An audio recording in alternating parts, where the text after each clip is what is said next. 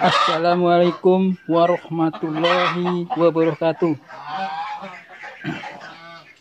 Mari pada hari ini saya setiap pagi melakukan kegiatan untuk memberi pakan ternak.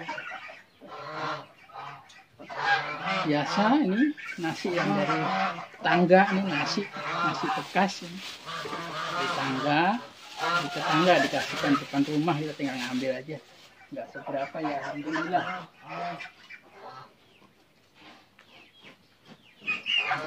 Langsung saya campur dengan pur atau konsentrat telur. Nah, kita campur dengan adanya nasi tadi. Konsentranya kita kurangin dikit. Biasanya 3 ini penuh. Nah, kita kurang yang jadi 2,5 ini jadi kan lumayan mengurangi. Nah, ini setelah itu kita campur dengan mol. Ini mol yang sudah saya buat. Ini mol saya buat sudah ada setengah tahun, tapi tidak busuk. Jadi masih berbau wangi, artinya dia masih layak untuk dipakai. Karena mol ini tahan bisa lebih dari 1 tahun. Ini sudah 6 bulan lebih, hampir 7 bulan ini. Ini saya buatnya sudah hampir 7 bulan. Ini campurannya ya, dari tadi campurannya adalah bahan dasarnya ada ini daun kulit bawang. Ini batang daripada bawang nih. Setelah itu bawang dicampur dengan mengkudu atau pace nih, masih ada nih tuh, diremes-remes nih. Juga tidak bau nih. Baunya kan harusnya mengkudu busuk, ini tidak, ternyata baunya yaitu tersamar oleh kulit bawang. Jadi kulit bawang tadi difermentasi dengan kulit bawang ini sudah mau hancur dia karena sudah lebih dari 3 minggu ya, hancur ini. Tetap kita berikan kepada ternak. Nah, seperti ini saya ngambil daun kulit bawang ini hampir tiap hari segini terus nih. Ini saking banyaknya saya sebar di tanaman, bisa juga menjadi pupuk atau kompos, bukan pupuk ya, kompos, dan juga bisa menyehatkan tanaman. Dia akan juga mencegah kutu putih itu mendekat.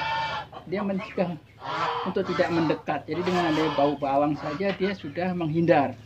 Nah, itu sudah cara yang lebih baik lagi.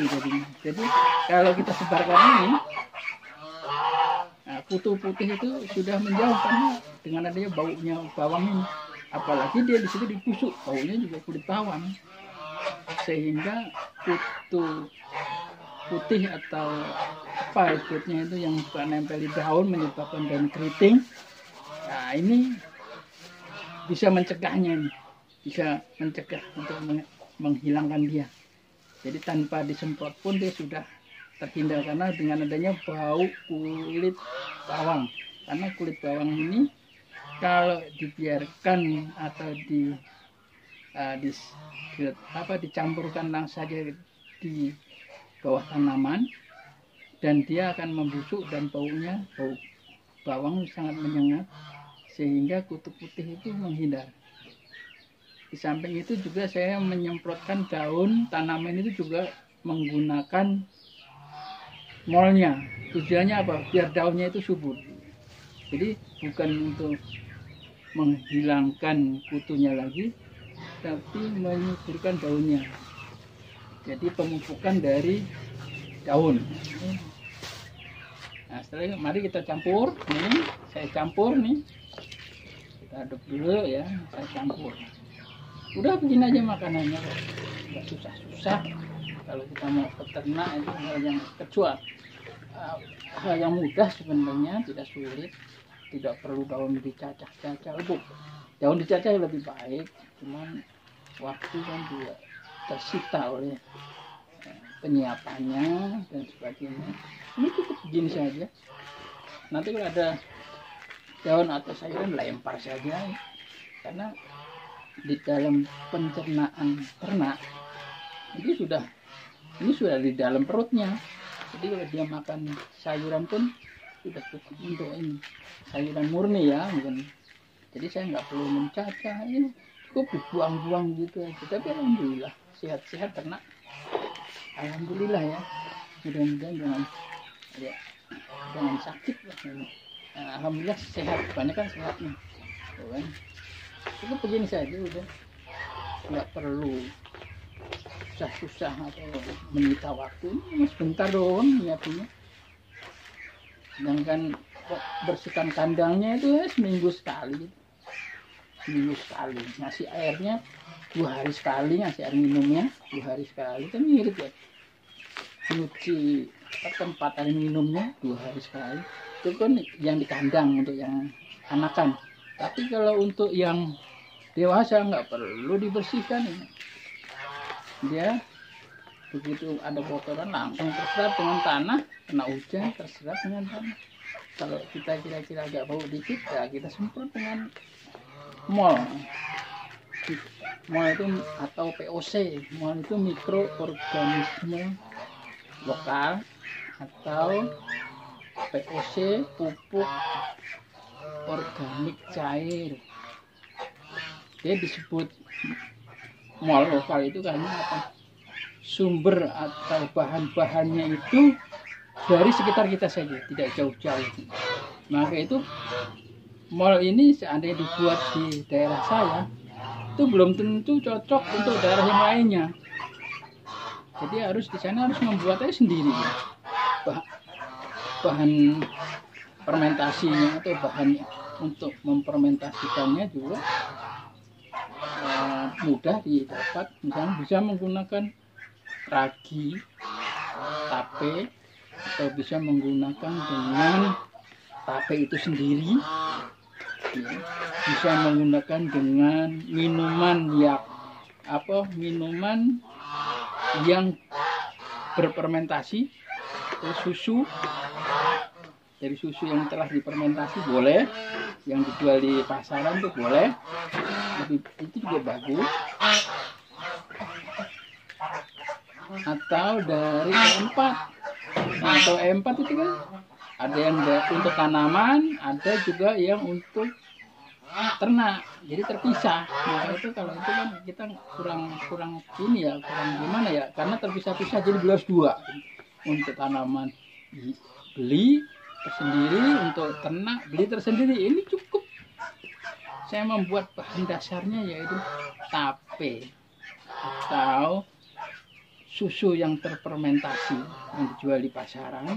Udah itu bisa untuk ternak, bisa untuk tanaman, dan bahan-bahannya kan juga jangan yang aneh-aneh, yang kira-kira bisa untuk tanaman juga untuk ternak. Contoh kulit bawang, mengkudu, itu kan bisa untuk ternak, bisa untuk tanaman. Bisa juga buah-buahan, kita campur aja. Ada buahan apa sisa-sisanya, kulit-kulitnya kita campur, dibuat mol gitu. Misalkan ada kulit buah apa aja, kita buat camplungkan. Ya termasuk ini sudah tidak hanya menggunakan kulit bawang saja, tapi juga ada dari apa jeruk, atau ada jeruk kulitnya masukin, ada belimbing masukin. Juga di sini ada kulit mangga masukin, udah. Nah kita berikan makan pada kucing ya. Alhamdulillah. Nih ternak sudah menunggu nih, biasa. Oh sampai loncat-loncat dia tuh. Wah, kan loncat-loncat tuh sudah menunggu ternak. Nah, langsung habis nih, kalau gue cuma sedikit ya. Alhamdulillah. Mari kita berikan pada anaknya juga udah mulai gede, loh. Udah 2 minggu tuh. Ini sudah 2 minggu nih, sudah besar tuh, sudah mulai besar, usia 2 minggu. Nah ini kan yang tersisa-sisa ini, pupuk yang tersisa ini akan menjadi kompos. Nah ini tidak bau nih, ini akan menjadi kompos terus. Begitu ada sayuran lagi, lempar lagi ke sini lagi, terus tumpuk, yang lama menjadi kompos, yang baru dimakan oleh, yang masih baru dimakan oleh ternak. Nah nanti kalau sudah penuh, nah kita bisa pindahkan gitu. Nah untuk kompos yang lainnya, jadi membuat komposnya juga udah otomatis, sudah tidak banyak. Nah nih kalau kena hujan nih banyak airnya tuh. Nah alhamdulillah tuh tidak kosong ya. Kita tahu tuh udah minggu dia. Ya. Kita berikan saja. Ini kita berikan sini. Ini kita berikan.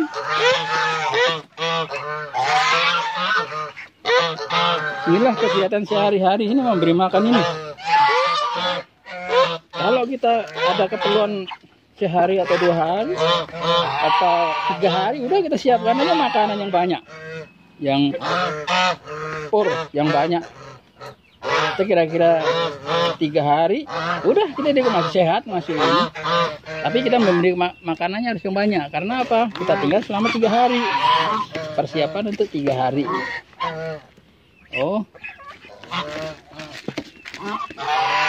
Oh ini sisa untuk yang kecil. Yang kecil perlu juga. Air harus selalu tersedia. Kalau untuk angsa atau entok pun sama, air harus selalu tersedia. Harus selalu tersedia karena untuk mandi dan juga untuk minum. Kalau kita ada kotor sedikit, udah dikocorin air, udah bersih sendiri dia, otomatis yang kotor hilang jadi bersih. Kita nggak banyak ini. Nah ini contoh nih kan, insya Allah 3 hari seminggu jadi kompos gitu. Dia meresap ke bawah, tambah lagi terus begitu. Jadi kompos sudah tidak bikin, otomatis kotoran siapin juga di persiapan. Nah ini seperti ini sama siapkan untuk yang kecil. Untuk yang kecil nih, nah, untuk yang anakannya kita persiapkan juga nih. Sama untuk yang besar maupun yang kecil sama. Artinya pakai ini juga kan praktis. Nah, kan praktis.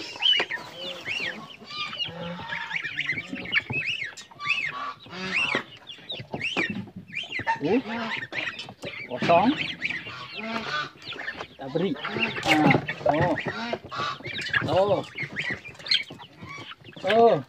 Nah, sehat-sehat tuh. Nggak usah dibersihin paling penting kalau udah dilepas. Kita udah 1 bulan dilepas baru dibersihin, dicuci. Nah, tujuannya supaya penyakit atau bakteri-bakteri yang lama itu tidak yang baru, terutama untuk yang usia 1 hari itu rawan, makanya dicuci nanti. Maka itu paling-paling ini udah sebulan nih, insya Allah keluarin, udah dilepas. Dalam usia 1 bulan udah dilepas aja. Nah, nanti dibersihin, harus dibersihin, dicuci, baru ganti yang untuk yang anakannya yang masih kecil. Nih. Cukup. Alhamdulillah kegiatan hari ini selesai, kita akhiri. Wabillahi taufiq wal hidayah. Wassalamualaikum warahmatullahi wabarakatuh.